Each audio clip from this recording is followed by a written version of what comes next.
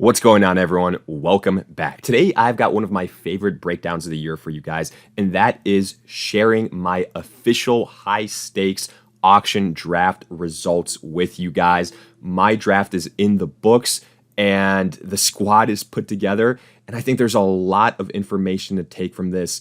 I do this every single season, and the results are always very, very interesting. It's a highly competitive league with a lot of experienced individuals. We're going to talk strategies, we're going to talk rosters, we're going to talk decisions, give out some grades. So definitely make sure to tune in, especially if you have auction drafts yourselves or have any questions about the auction draft process. If you enjoy, hit that like button, subscribe, give us a follow on Twitter at AllDayPigskin to continue interacting with us there. Let us hear it in the comments section, along with any other questions you guys might have. We will do our best to answer them all. And lastly, make sure to check out the 2022 ADP Fantasy Football Draft Guide. Everything you can want at a great value, details in the description. But with that being said, let's get into it.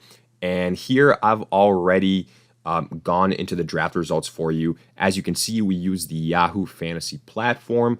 That's where we always host our league. It is a 12-team full PPR league, and that's pretty much all you need to know. Our roster, typical 1 quarterback, 2 running backs, 2 wide receivers, a tight end, a flex, and then 5-6 bench spots, kickers, defenses included. So that's pretty much it. And I'm going to just initially kind of go through the first couple of nominations and just give you guys my thoughts on it. So as you can see here, scrolling down, first nomination right out of the gate was Derrick Henry. That's something similar to what I would do, nominate an expensive running back. Typically, they go for the most amount of money that I'm not that high on because, for one reason or another here for Derrick Henry, it's because he doesn't have that pass catching upside. He goes for $54, all things considered, not horrible value. So don't have too many issues with that. But anytime I see one of my league mates spend $50 or more, I'm happy. And then we continued it on. As you can see, the next nomination here was Antonio Gibson. That was actually a nomination on my end. I was basically nominating running backs that I had zero interest in. The price fluctuation for Antonio Gibson was huge. I expected anything from, $15 to $30. Ultimately, he goes for $10. Could end up being a steal, but he was somebody that I was out on. So, I was perfectly fine with whoever got him at whatever price. Then, this kind of continues for a little bit with Chase Edmonds going for $14. I had my set list of guys that I wanted to target. So I really started off this draft a little bit slowly, kind of seemingly conservative, but then got involved a little bit later on. The next big name, DeAndre Swift, he goes for $47. All things considered, again, I think pretty decent value. He is in my RB1 category, so I like that value.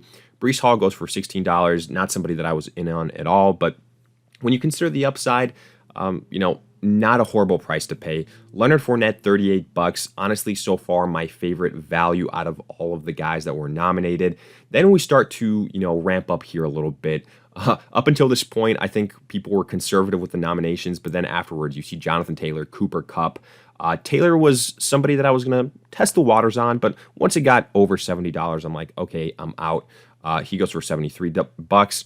Cooper Kupp, $57. For me, I'd much rather pay for Allen Robinson than Cooper Kupp. I'll get him for $40 cheaper at least.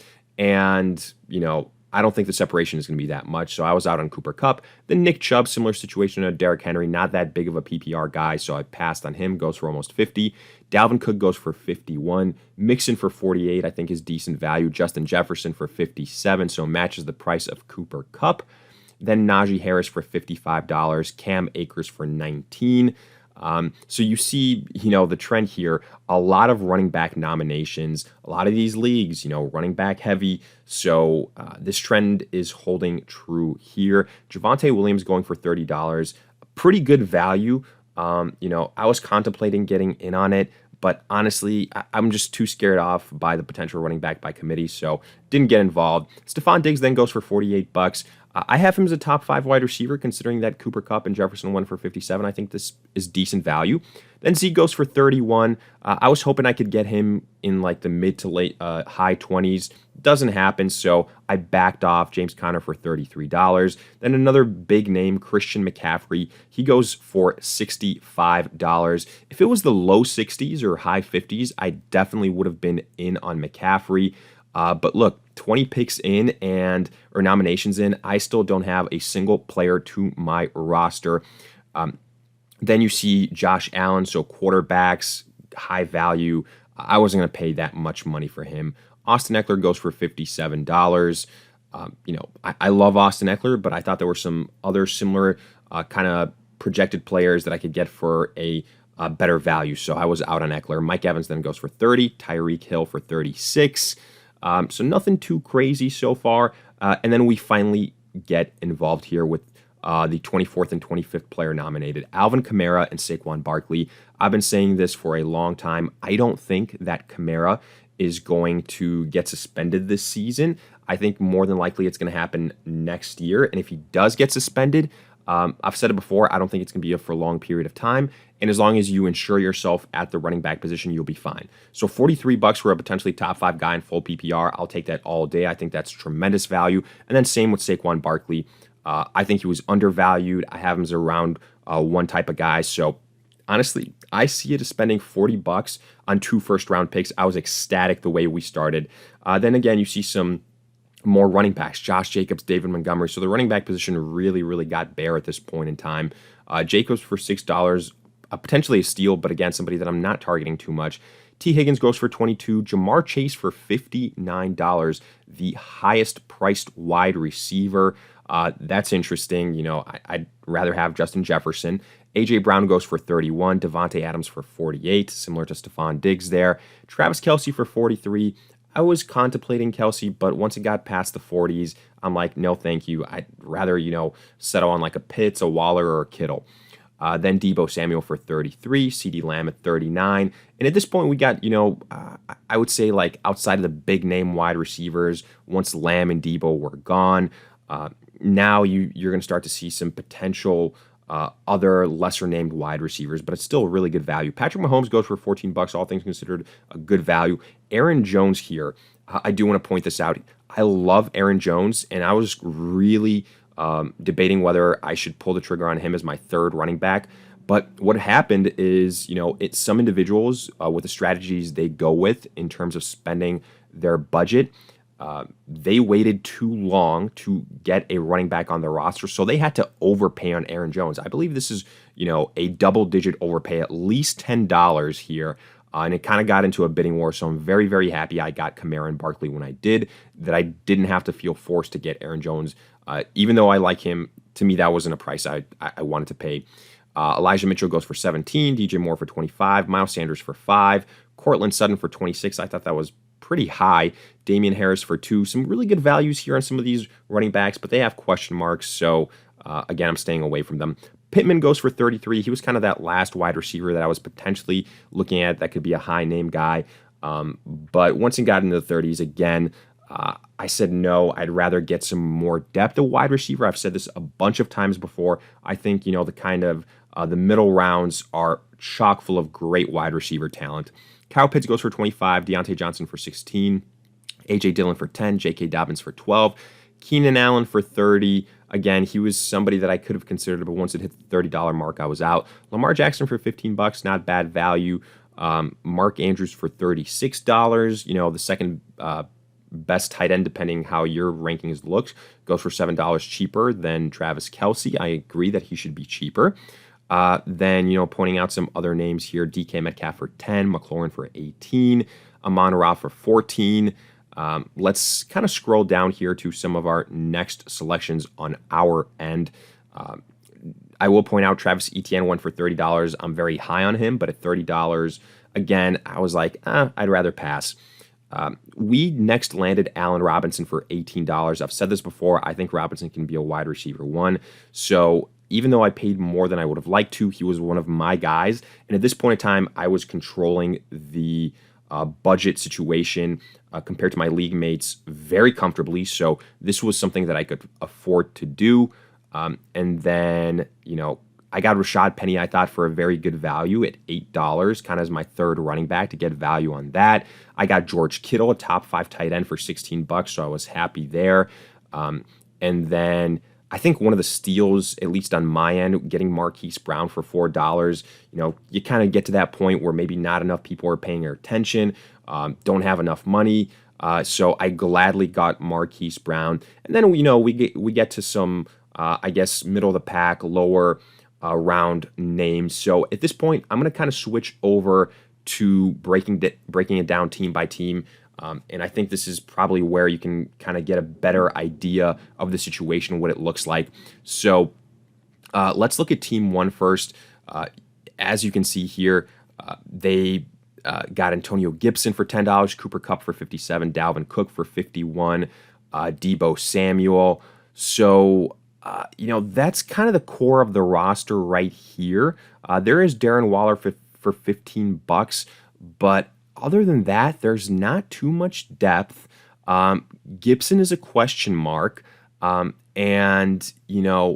So what do you do at that number 2 running back spot? I don't love the flex situation. You do have Kareem Hunt, but other than that, I don't really like this bench at all. Quarterback, I do like Tua, but I wish you had a better quarterback option there. So not the biggest fan of this squad. Sure, there's some heavy hitters like Kupp, like Dalvin Cook. I do think Deebo takes a step back. But after those 3 guys, it's kind of TBD. Here's my team. We'll come back to it. Let's scroll through some of these other squads here. This was a player that kind of went for depth. Chase Edmonds, Breece Hall, Leonard Fournette, Elijah Mitchell, but they don't necessarily have any huge names. Like the biggest priced guy they have on their team is Leonard Fournette. So I usually say you need one guy that can kind of carry the squad, whether it's a running back or a wide receiver. This team doesn't necessarily have it. Sure, they have good depth, Terry McLaurin, Thielen, Gabe Davis, but again, they don't have that alpha on their team, so that's what worries me here. And again, keep in mind how much unused money was left when it's all said and done. I always say if you have under $5 left, you did an all right job. I always try to have it under 3. I have a dollar left, so I was very happy with how I managed my funds. Then moving on here, this is a team that drafted Jonathan Taylor. So let's take a look at it. $73, and then how afterwards you kind of rebound. They got Cam Akers. I'm not a fan of Akers, so I don't love that situation. James Conner, not bad as your RB2, but we'll see. Maybe there's touchdown regression. And then they got Kyle Pitts at $25. I don't think that, the separation between Pitts and Waller and Kittle is going to be all that much, so we'll see. I do like Lamar Jackson at 15, so you do have some heavy hitters. You got Jonathan Taylor, potentially Kyle Pitts, Lamar Jackson. The drop-off between, James Conner and Jonathan Taylor isn't going to be super massive. That's the hope. But I don't like the wide receivers here. I really don't. Amari Cooper without Deshaun Watson for 11 weeks. DK Metcalf with Geno Smith. No thank you. So that's what has me worried here. The wide receivers, and then, wide receiver depth in general. But otherwise, I do like Jonathan Taylor. There's some pieces here so far, probably in terms of upside. This is one of the higher upside teams. Then moving on here, we have got Javonte Williams, Austin Eckler. I don't mind that combination. You got A.J. Brown, Michael Pittman, Jalen Waddle. So far, I think this is probably the best starting roster that we've seen. I'm not big on A.J. Brown. I know some people are, same as Javonte Williams. But, I can see the upside with Williams. You got Mike Gesicki as your tight end. Problem here is, your depth. Julio Jones, Pickens, Drake London, I guess. But I think it can be better. But as far as starting roster is concerned, so far, this is probably my favorite team. Then continuing to move on, we have a team here of Nick Chubb, Zeke, I like that, but I think both those guys are probably more like low end RB1s. You've got Josh Allen, so spent up on that. I don't like that. Tyreek Hill, I don't think Tyreek is going to be what he was in Kansas City. If he is somehow, then great value. Amon Ra. So your two wide receivers, Tyreek, Amon Ra, and then your flex. What I don't like here, Tyler Lockett terrifies me without, Russell Wilson. I also don't really understand getting Josh Allen and then spending up on Russell Wilson. And then the bench, I mean, the bench is awful. James Robinson, Mercedes Lewis, Garrett Wilson, Freiermuth, and Devontae Parker. I really don't like that bench. Let's continue to move on here, kind of speed up here. This is a team that landed Derrick Henry. So Henry for 54. I think they actually got some good value on these selections. Josh Jacobs, even though I don't like him, for $6, you can't complain. Travis Kelce for 43, getting the advantage at tight end. CeeDee Lamb for 39. Devin Singletary. What worries me here is, after the drop off from Derrick Henry to everyone else, and the fact that Derrick Henry could be in for a decline this season. But I think Jacobs is in a committee. I think Singletary doesn't have a stranglehold on that offense. I think Melvin Gordon is going to be splitting with Javonte Williams. But I mean, you get him for $4. I can't complain. Really like the value on Elijah Moore for $4. So that's nice. DeAndre Hopkins getting him for 13. Probably a little bit of an overpay, but after those first 6 weeks, I do like that. To be fair, they did load up on some high upside guys. Darrell Henderson, Michael Carter.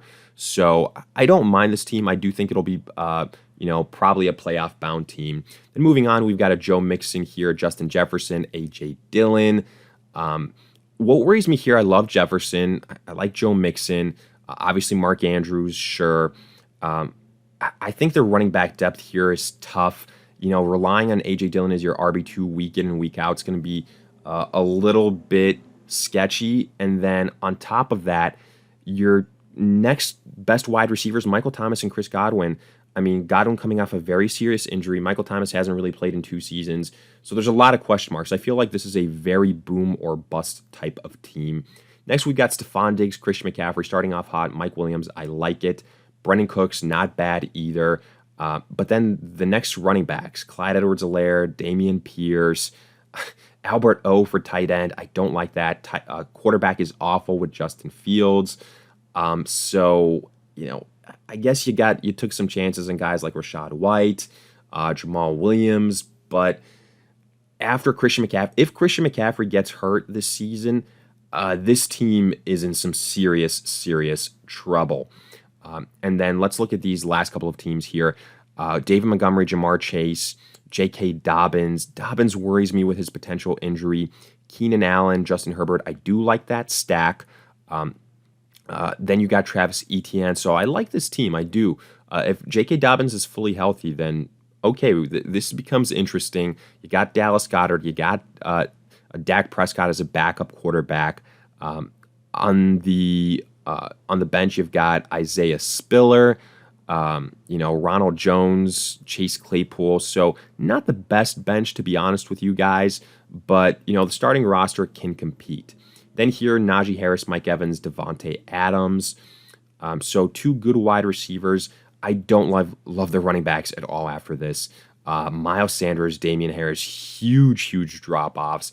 Then a lot of handcuffs. Tony Pollard, Khalil Herbert, Alexander Madison.